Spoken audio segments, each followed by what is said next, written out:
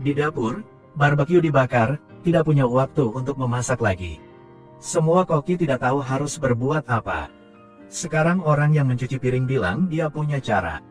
Ketika koki profesional menoleh untuk melihat, dia tidak berani berbicara.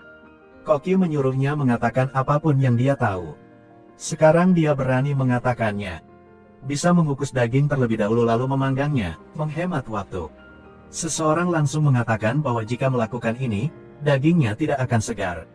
Dia menjawab bahwa dapat membungkus daging di sekitar daging dan kemudian mulai memasak. Jika melakukan itu, warnanya akan buruk. Pria itu berkata dia bisa menggunakan wajan untuk menggorengnya. Seorang koki menertawakannya karena terlalu naif. Pria itu hendak keluar. Koki setuju untuk melakukannya seperti yang dia katakan. Koki menyuruhnya memotong sayuran dan membuat saus. Selama ini dia hanya bisa mencuci piring, tidak pernah memetik sayur. Teknik pisaunya sangat bagus. Ini mengejutkan semua orang. Tapi ini tidak wajar. 1 bulan yang lalu, seorang pria pergi ke restoran untuk menemukannya. Hanya melihat tangan pria itu, Tokuzo langsung tahu bahwa dia adalah seorang juru masak. Jadi pria ini adalah koki kedutaan yang tidak jauh dari restoran ini. Ia datang ke sini karena beberapa hari yang lalu Tokuzo menemukan dompetnya. Dia datang ke sini untuk berterima kasih. Tokuzo merasa ini adalah kesempatan yang bagus. Dia harus tumbuh lebih cepat, mencari uang untuk menghidupi istri dan anak-anaknya.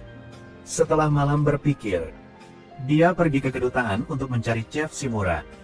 Dia berharap dia bisa bekerja di sini. Di restoran, dia hanya bekerja part-time. Jika tidak memiliki pekerjaan, dia bisa libur. Pada saat itu, dia bisa pergi ke kedutaan untuk bekerja paruh waktu.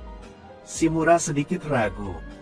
Bekerja di 2 tempat bukanlah hal yang baik dalam dunia chef. Tapi sekarang Tokuzo berlutut dan memohon.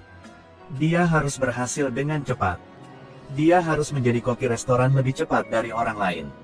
Karena bayinya akan segera lahir. Tokuzo terus memohon sehingga Shimura setuju dengannya. Sejak saat itu ia sibuk bekerja di kedua tempat tersebut. Koki di kedutaan semuanya berdedikasi untuk mengajarinya. Tokuzo sangat senang. Shimura bilang, "Semua orang di sini mengira kamu adalah mahasiswa paruh waktu. Jika mereka tahu Anda seorang koki, mereka tidak akan mengajari Anda. Tetapi orang asing menghargai kekuatan, bukan posisi. Jika Anda ingin mempelajari esensi masakan barat, Anda harus pergi ke Paris untuk belajar." Inilah tujuan baru Tokuzo. Jadi Tokuzo bekerja di kedua tempat itu selama sebulan. Meskipun terlambat berkali-kali, dia dipecat oleh sous-chef restoran. Tapi dia belajar banyak. Cara mengolah daging ini dipelajarinya di kedutaan. Sore setelah bekerja, Tokuzo dipromosikan menjadi pemotong sayur. Dalam 4 bulan, dari pencuci piring menjadi pemotong sayur, dia telah meningkat sangat cepat.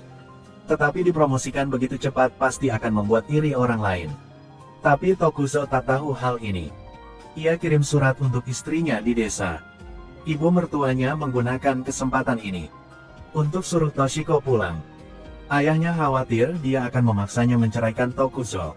Sang ibu bilang padanya, saudaranya telah minta ayahnya, mengatakan mereka akan menemukan suami mertua. Beritahu ayah untuk tidak mempersulit Toshiko. Sang ayah juga setuju. Toshiko terkejut karena ayahnya setuju begitu cepat. Sang ibu mengatakan itu adalah ayahnya. Kata-kata kasar itu hanya karena dia merasa Toshiko jatuh cinta pada orang yang salah. Dia tidak dapat menerima bahwa putrinya tidak dihormati oleh orang lain. Sesampainya di rumah, sang ayah langsung melempar surat itu ke tanah. Ini adalah kefanatikannya yang terakhir. Toshiko mengambil surat itu, berterima kasih kepada ayahnya. Dia buru-buru membaca surat itu. Dalam surat itu, dia melihat usahanya. Melihat Tokuzo tumbuh dewasa. Berjuang memikul tanggung jawab keluarga. Di akhir surat, Tokuzo menulis, "Saya percaya bahwa suatu hari saya akan menjadi koki. Aku akan membawamu pulang bersamaku." Di tempat penandatanganan, Tokuzo menggunakan bahasa Perancis untuk menulis "I love you." Tapi Toshiko tak paham. Tapi tak penting. Toshiko meneteskan air mata. Setiap kata dalam surat itu adalah "Aku mencintaimu". Dia menulis balasan ke Tokuzo. Di surat itu dia menulis semua yang ada di rumah baik-baik saja. Dia akan merawat kehamilannya dengan baik, katakan padanya untuk tidak khawatir. Dia ingin tahu apa arti kata asing di akhir surat itu. Saat ini Tokuzo memiliki karir dan keluarga yang baik. Dia tidak tahu dia telah diincar oleh Suchef. Suchef provokatif yang telah bekerja selama setahun adalah Tatsukichi. Katanya karena Tokuzo mendapat promosi. Itu sebabnya Tatsukichi menjadi pencuci piring. Tatsukichi sangat canggung. Chef mengambil kesempatan ini untuk memintanya mengikuti Tokuzo. Untuk tahu kenapa ia sering lambat. Tatsukichi tidak ingin menyinggung Suchef. Keesokan harinya dia mengikuti perintah Koki untuk mengikuti Tokuzo. Dia segera mengetahui di mana Tokuzo bekerja paruh waktu. Tapi dia tidak mengatakan yang sebenarnya kepada Suchef. Dia hanya mengatakan dia tidak bisa mengikuti. Di tengah malam, dia menyarankan Tokuzo untuk tidak bekerja lagi. Kokisu telah mengincarnya. Tokuzo sangat berterima kasih atas kebaikan Tatsukichi. Tapi sekarang ia tak bisa henti. Hari ini juga hari asisten dapur ini bisa percaya diri. Ketika dia sedang bekerja keras mengupas kentang, Suchef jahat mengatakan, mereka harus menggunakan keripik kentang hari ini. Suchef untuk itu sekarang. Tokuzo pasti tidak akan bisa tepat waktu, dia akan dimarahi oleh Koki. Tidak menyangka Tokuzo hanya melakukan peregangan sekali. Kecepatannya secepat angin. Semua orang di dapur. Semua tertarik pada suara klak. Terlalu cepat. Sang Koki menatapnya. Dia akhirnya mengiris kentang sebelumnya. Suchef yang marah. Pada titik ini, Tokuzo menyelesaikan semuanya dengannya. Dia memanggil Suchef. Aku mengupas kentang di depanmu. Adalah pemimpin tim memotong sayur. Tapi kamu tidak mengingatkan aku apa yang saya lakukan salah. Apakah karena tidak melihatnya atau memang sengaja tidak mau menyebutkannya? Jika sepanjang pagi, kamu tidak mengetahui bahwa bawahannya melakukan kesalahan, maka kamu tidak memenuhi syarat untuk menjadi pemimpin kelompok.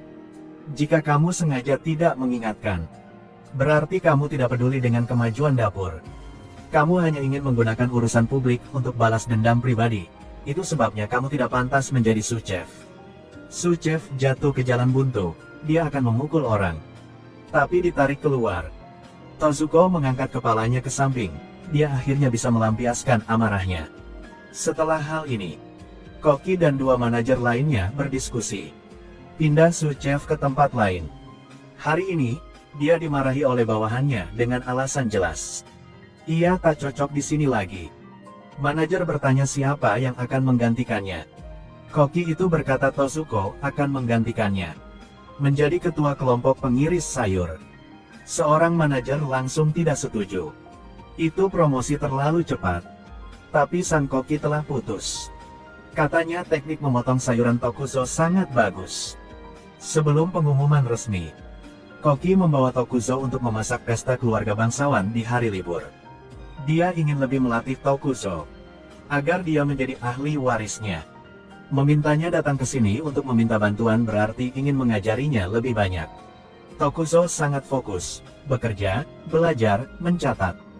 Dia menulis kabar baik ini kepada istrinya. Dia merasa bahwa sebentar lagi, dia akan bisa membawa Toshiko untuk tinggal bersamanya. Dia memberi Toshiko jimat dengan bel. Hari di mana Tozuko diumumkan untuk dipromosikan menjadi pemimpin tim pemotong sayuran. Kedutaan tiba-tiba mengirim seseorang untuk menemukannya. Dia mengatakan bahwa ada kekurangan orang di kedutaan hari ini. Semoga dia bisa datang membantu. Koki di kedutaan banyak membantunya. Tokuzo tak bisa tolak. Jadi ia masuk dapur. Dia berbohong bahwa saudaranya sakit. Dia datang untuk merawat. Secara kebetulan, hari ini saudaranya Shuichiro juga datang untuk mencarinya. Saat dia bertemu Tatsukichi, dia mengetahui bahwa Tokuzo sedang keluar. Shuichiro memintanya untuk mengirimkan surat itu ke Tokuzo. Tatsukichi tidak menyangka Tokuzo tidak mau mendengarkan nasihatnya. Pergi ke tempat lain untuk bekerja. Selain itu, Tokuzo melakukan promosi terlalu cepat. Ini membuatnya seperti badut. Pikiran Tatsukichi telah berubah. Dia berbicara tentang Tokuzo yang akan bekerja paruh waktu untuk Suchef. Setelah bekerja, Tokuzo kembali. Suchev melemparkan surat padanya. Dia berulang kali memukul kepala Tokuzo, mengatakan dia pengkhianat. Dapatkan bayaran di sini, tetapi pergi bekerja di tempat lain. Baru aja belajar sedikit, kembalilah ke sini dan sesumbar. Apakah ini ketulusanmu terhadap profesi koki? Kata-kata Suchev semakin sulit untuk didengar. Tokuzo tidak dapat menahannya lagi. Dia langsung meninju Suchev. Dia berteriak bahwa dia perlu memberi makan istri dan anak-anaknya. Dia harus memenuhi kebutuhan. Hatinya membutuhkan keluarga selain pekerjaan. Saat ini, Tokuzo sudah dewasa. Ia tak hanya lakukan hal yang ia suka. Dia juga harus memikul tanggung jawabnya. Tapi salah tetap salah, Koki memutuskan untuk memecatnya. Kamu dipecat. Tatsukichi tidak menyangka akan seburuk ini. Ketika Tokuzo pergi, dia sangat menyesal. Kecemburuan adalah akar dari kejahatan. Kejahatan dikendalikan oleh kedewasaan. Singkatnya, setiap orang harus tumbuh dewasa. Karena tidak mau kalah dengan yang lain. Dalam proses tumbuh dewasa, terkadang kita akan dikendalikan oleh kejahatan. Tapi tentu saja, kita tidak bisa membiarkan kejahatan berkuasa. Tindakan gegabah Tatsukichi kali ini mungkin akan mengikutinya selama sisa hidupnya. Tokuzo pergi ke dapur untuk melihat terakhir kali. Seorang manajer memberitahunya, Koki sebenarnya sangat menghormatinya. Saat ini, orang yang belajar memasak adalah orang biasa yang ingin memenuhi kebutuhan. Mereka tidak tulus. Hanya Tokuzo yang belajar dengan tulus. Awalnya, Koki menunjuknya menjadi ketua tim pemotong sayur. Tokuzo melihat ke ruangan yang masih menyala. Dia menyesal bahwa dia begitu bodoh. Saya mengecewakan Koki, saya benar-benar minta maaf. Tanpa tujuan, dia pergi ke rumah kos kakaknya. Tuan bilang padanya, kakaknya sudah tidak ada lagi, dia telah kembali ke kampung halamannya. Saat ini Tokuzo baru ingat surat kakaknya. Dalam surat saudaranya dia mengatakan dia menderita TBC yang sangat parah. Dia harus kembali ke kampung halamannya untuk memulihkan diri. Dia tidak memiliki harapan dalam hidup ini. Tokuzo menyesal setiap kali dia berbohong. Dia mengatakan saudaranya sakit.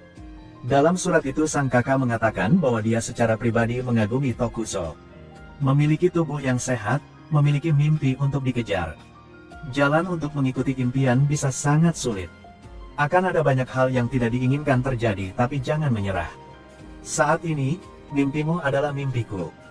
Coba lakukan bagian aku juga.